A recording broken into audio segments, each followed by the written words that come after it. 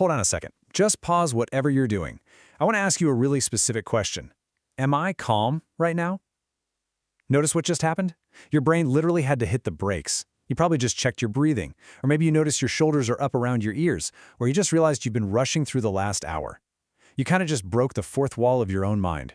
And that tiny, microscopic pause, that's exactly the superpower we're going to master today. There's this incredibly jarring quote from Anthony DeMello highlighted in our source material today. He says, "Most people, even though they don't know it, are asleep." It's kind of wild to think about, right? I mean, how did you even get to this explainer? Were you intentionally seeking this exact topic out, or were you just sort of scrolling on autopilot? The truth is, we spend so much of our daily lives just blindly reacting. We react to notifications, to stress, to our own totally unexamined thoughts. We are, for all intents and purposes, sleepwalking through our own lives. Well, welcome. I am absolutely thrilled you're here with us because today we are talking about waking up. We're going to explore a really fascinating concept from our sources on how to snap completely out of that mental autopilot. By the end of this, you'll be armed with a practical, step-by-step psychological tool to break the trance of everyday life and finally take back control of your reactions. Okay, let's look at our roadmap. We're going to start with life on autopilot, then move into the wedge of awareness, waking up with questions, the radar framework, and finally, choosing your reality. Let's dive right into it. Section 1. Life on Autopilot, the Fast Reactive Mind. So let's just acknowledge the reality of how most of us operate every single day. We live in a pretty chaotic, overwhelmed state. The world spins incredibly fast, the demands on our attention are literally endless, and our brains are honestly just trying to keep up without totally burning out. And to survive all that chaos, our unconscious mind takes the wheel. Think about autopilot for a second. It is super fast and highly energy efficient because it relies on deeply ingrained habits. But the major downside, it's purely reactive. A habit gets triggered and boom, you react, often saying or doing things you totally regret later. Now, compare that to actual awareness. Awareness is conscious, it's intentional, and it's responsive. But here is the catch. Awareness takes energy.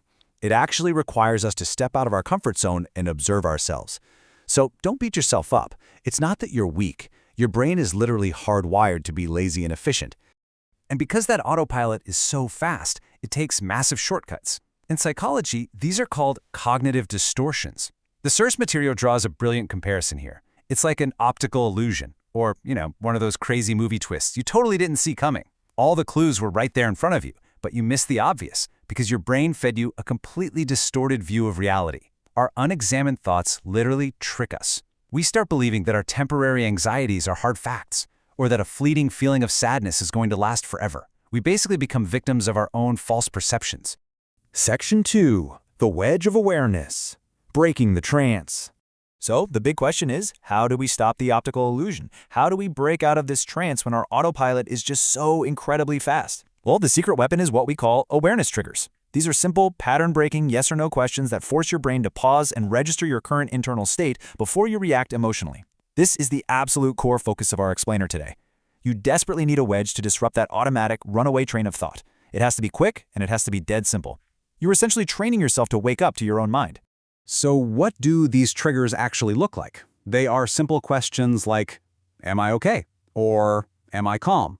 Or maybe, what's the story I'm telling myself right now?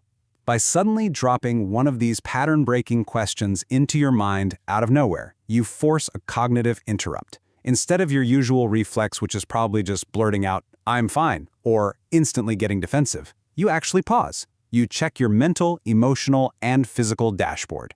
It's a microscopic moment, sure, but that tiny gap is all you need to stop an automatic reaction right in its tracks. Moving on to Section 3. Waking up with questions. Interrupting autopilot. Now, what actually happens when we start deploying these questions in our everyday combat against distorted thoughts?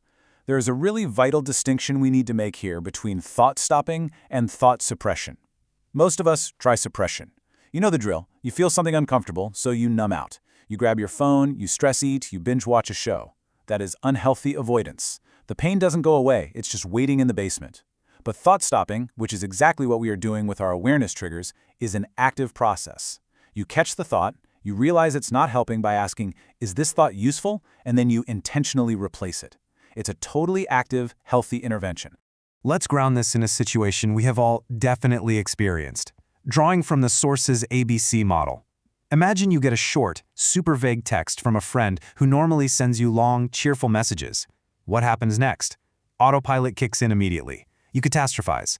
Oh no, they're mad at me. What did I do? The friendship is totally over. Your stomach drops, and you might even lash out and send a passive-aggressive text back. But if you use an awareness trigger right then, am I calm? You catch the illusion. You stop the thought. You realize, wait a second, there are literally 100 reasons for a short text. Maybe they're just driving or busy. Bam! You've just saved yourself hours of totally unnecessary anxiety. To help you really figure out what's going on under the hood when you ask yourself, am I okay? The source material introduces this incredibly useful concept called a mood meter. It basically charts your state based on two things, your energy and your emotion. So ask yourself, are you currently in the high energy, totally unpleasant red zone of anger and fear, or maybe you're in the low energy blue zone of sadness? Using your awareness trigger helps you pinpoint your exact location on this map. And remember, your emotions aren't actual facts. They are just raw data indicators showing you whether your needs are currently being met or not. Section 4. The Radar Framework. Processing your state. Okay, so once you actually know where you are on that mood meter, what do you do with that information? You use radar. Think of this as your portable psychological toolbox for finally applying the brakes to your emotional reactions. Step 1 is reflect. You pause to assess your internal state without any judgment. Step 2 is describe. You articulate exactly what you are feeling using incredibly clear, neutral language. And step 3 is respond. You choose an action that actually aligns with your deeper values, rather than just lashing out based on some random impulse. I really want to emphasize the immense power of that middle step, describe. There's this fantastic idea from the source. When you name something, you contain it. You shrink the chaos down to something you can hold. When you say out loud, or even just write down, I feel angry right now because I felt dismissed, you literally strip the emotion of its overwhelming power. You aren't explaining it away, and you aren't defending yourself. You are just naming it. That simple act of describing puts a critical, healthy distance between you and the emotion, giving you solid ground to stand on. Section 5. Choosing your reality. Living intentionally. Ultimately, this whole explainer is about an empowering transformation. It's about crossing the threshold into a truly mindful life. The crucial takeaway is this. Creating space between feeling something and acting on it is the absolute key. When you use a pattern-breaking awareness trigger like Am I Calm, and then process that feeling through radar, you force a gap to open up. And in that gap, you are no longer just a machine blindly reacting to your circumstances. You become a conscious participant in your own life. That space, that is where true freedom lives. It's where your healthiest choices, your very best relationships, and your actual peace of mind are found. I want to leave you with one final, pretty profound mindfulness technique directly from our source material today. Just take a deep breath for a second. Ask yourself this. What is my next thought? Did you notice the silence that just followed? Notice that tiny gap when you actually sit and wait for a thought to arrive? That space, that beautiful, quiet awareness, is completely yours. You can access it anytime you want. You just have to remember to wake up and ask the question.